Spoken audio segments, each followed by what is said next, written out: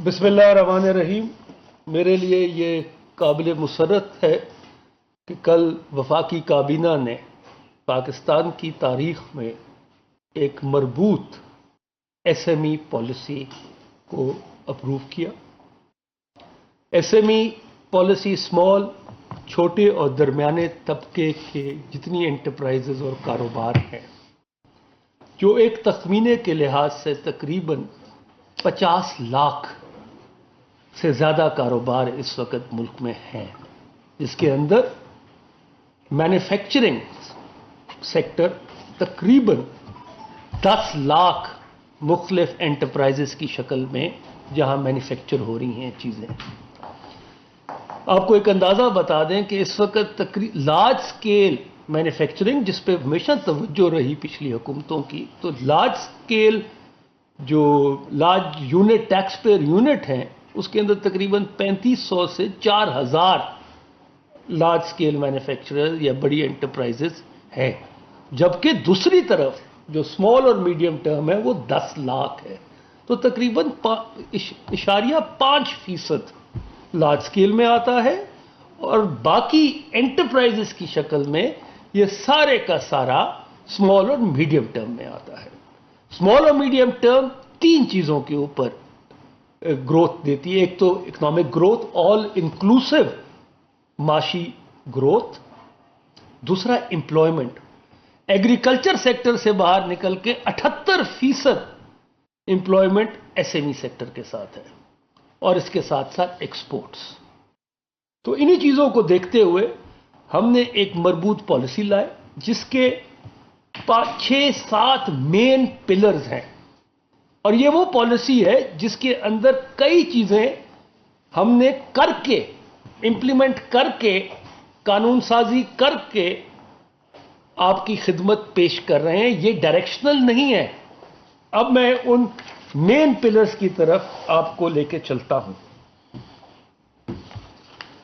सबसे पहले छोटे और दरमियाने तबके के कारोबारों को रेगुलेटरी बर्डन, कि कोई कारोबार शुरू करना हो तो आपको बहुत सारी नो ऑब्जेक्शन सर्टिफिकेट्स लेने पड़ते हैं, और साथ साथ आपके ऊपर बहुत सारे इंस्पेक्टर बगैर एलानिया आपके पास आते हैं और आपकी कॉस्ट ऑफ डूइंग बिजनेस में इजाफा करते हैं। तो मुझे खुशी है कि हमने कल ही पंजाब काबीना ने भी और सूबाई हुकूमतों ने, केपीके इंशाल्लाह कर देगा, हमने एक जीरो टाइम टू स्टार्टअप की पॉलिसी लेके आए हैं, और एसएमई को 3 दर्जों में किया है: लो रिस्क, मीडियम रिस्क और हाई रिस्क। जो लो रिस्क है, जैसे आपका सर्विस सेक्टर है, होलसेल है, ट्रांसपोर्ट है, इसके लिए कोई एनओसी की जरूरत नहीं है। मीडियम रिस्क, जिसके अंदर आपका लाइट इंजीनियरिंग है, लेदर है, ऑटो पार्ट्स हैं, स्पोर्ट्स गुड्स हैं, कटलरी है, इसको 30 दिन के अंदर डीम्ड अप्रूवल होगा। अगर एनओसी इशू नहीं की गई तो 30 दिन के अंदर ये अजम्पशन होगी कि आपको एनओसी मिल गई है। और बहुत थोड़े जो कारोबार है वो हाई रिस्क में है, जिसमें एक्सप्लोसिव, फायर का डेंजर, बॉयलर्स, केमिकल्स, तो उनको हाई रिस्क में रखा गया है। तो अब जिसने कारोबार शुरू करना है, नया लगाना है, या अपना एग्जिस्टिंग कारोबार को एक्सपैंड करना है, उसको ये एनओसीज के दफ्तरों के चक्करों से आजादी मिल गई। और सेल्फ डिक्लेरेशन की एक और स्कीम लेके आए हैं साहब, कि आपको जिन जिन कवायद, जैसे फैक्ट्री एक्ट्स हैं, बाकी चीजें हैं, उनकी जो शराइत हैं, जो उनके कानून हैं, उसके मुताबिक आप ये अमल खुद करेंगे और सेल्फ डिक्लेयर करेंगे। अब दूसरा बड़ा चैलेंज ये होता है कि इनके ऊपर मुख्तलिफ इंस्पेक्टर्स जाते हैं। तो हमने क्या किया है? हमने इंस्पेक्शन किए विदाउट इंस्पेक्टर्स। हमने एक पोर्टल डेवलप किया जिसके अंदर कोई 2% मैक्सिमम जो आपने सेल्फ डिक्लेयर किया होगा ना, उसकी 2% इंस्पेक्शन होगी फिजिकल, اور وہ انسپیکٹر وہ ایسے نہیں جائے گا، اس کی تاریخ بھی آپ کو اس پورٹل پہ آئے گی کہ میں نے اس کاروبار کے پاس اس دن جانا ہے، اور جو فائنڈنگ ہوگی وہ بھی ادھر لکھی جائے گی، تاکہ یہ رشوت یا دھوس دھاندلی یا جس قسم کا رواج رہا ہے اب تک وہ ہمیشہ کے لیے ختم کر دیا جائے۔ تو میرے نزدیک یہ ایک بہت بڑی پیش رفت ہے، اور اس کے ساتھ ساتھ ہم باقی قوانین کو بھی دیکھ رہے ہیں کہ بہت سارے قوانین ہیں جن کو ٹھیک کرنے کی ضرورت ہے، labour, social security, boilers act, factories act, اس وقت بہت قوانین ہیں جس کو اب وہ ایک لمبی ایکسرسائز ہے جو صوبے اور وفاق کر رہا ہے۔ دوسرا، ٹیکس۔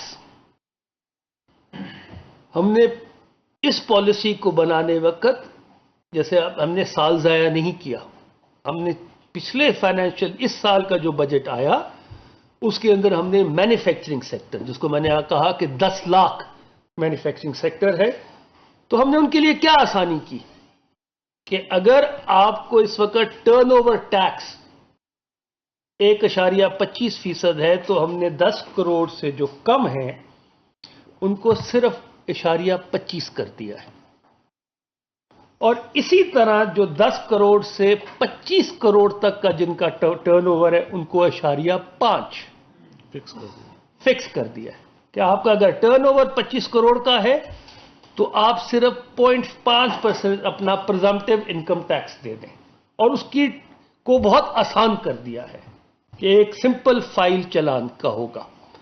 اس کے علاوہ اگر آپ ٹرن اوور ٹیکس میں نہیں جانا چاہتے اور اپنے ود ہولڈنگ ٹیکس اور باقی کلیم کرنا چاہتے ہیں تو انکم ٹیکس رجیم میں جو 10 کروڑ تک کے ہیں ان کو 7.5% انکم ٹیکس ہے، اور جو 25 کروڑ تک کے ہیں ان کو 15% انکم ٹیکس ہے۔ اسی طرح ویمن انٹرپرائزز کے لیے ان کو 25% ٹیکس میں چھوٹ دے دی گئی ہے۔ تو یہ وہ اقدامات ہیں جو ہم نے اس پالیسی کے اندر کر دیے ہیں۔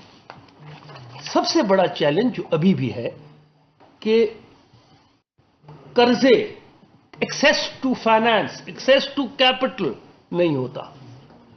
تو ایک بہت بڑی اسکیم لے کے آ رہے ہیں ہم، آسان finance scheme, S M E آسان اسکیم جو اپروو ہو چکی ہے، کمرشل بینکس کی بڈز آ گئی ہیں۔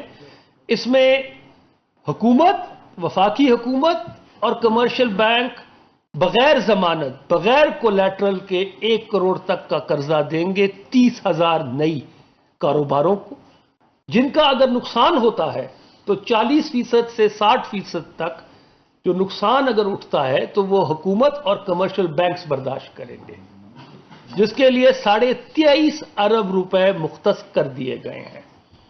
اس کے علاوہ ہم اور چیزیں کو بھی دیکھ رہے ہیں، اور یہ access to credit S M E کے لیے جو سب سے بڑا چیلنج ہے، اس کے لیے اور کئی پالیسیز انڈر کنسیڈریشن ہیں جو انشاءاللہ 31 جنوری تک ہم باقی پالیسیز بھی اسی شکل میں لے کے آئیں گے کہ ہم اسپیشلائزڈ لینڈنگ سکیمز لے کے آئیں آئی ٹی اور آئی ٹی انیبلڈ سروسز کے لیے، اسی طرح گارمنٹس کے لیے۔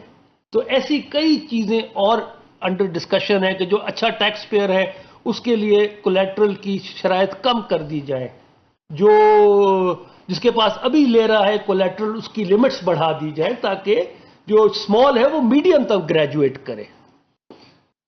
اس کے علاوہ ایس ایم ایز کو سب سے بڑی دشواری زمین، تو ہم نے وفاقی حکومت وفاقی حکومت پنجاب، بلوچستان اور کے پی کے ساتھ مل کر 4,200 ایکڑ مختص کر دی ہیں، جو تقریباً 19,500 پلاٹس بنتے ہیں، جو آسان اقساط پہ اگر آپ نے ایس ایم ای کاروبار شروع کرنا ہے زمین انڈسٹریل سٹیٹس میں آپ کو آسان اقساط پہ ملیں گی، آپ کو پورا پیسہ اپ فرنٹ دینے کی ضرورت نہیں ہے۔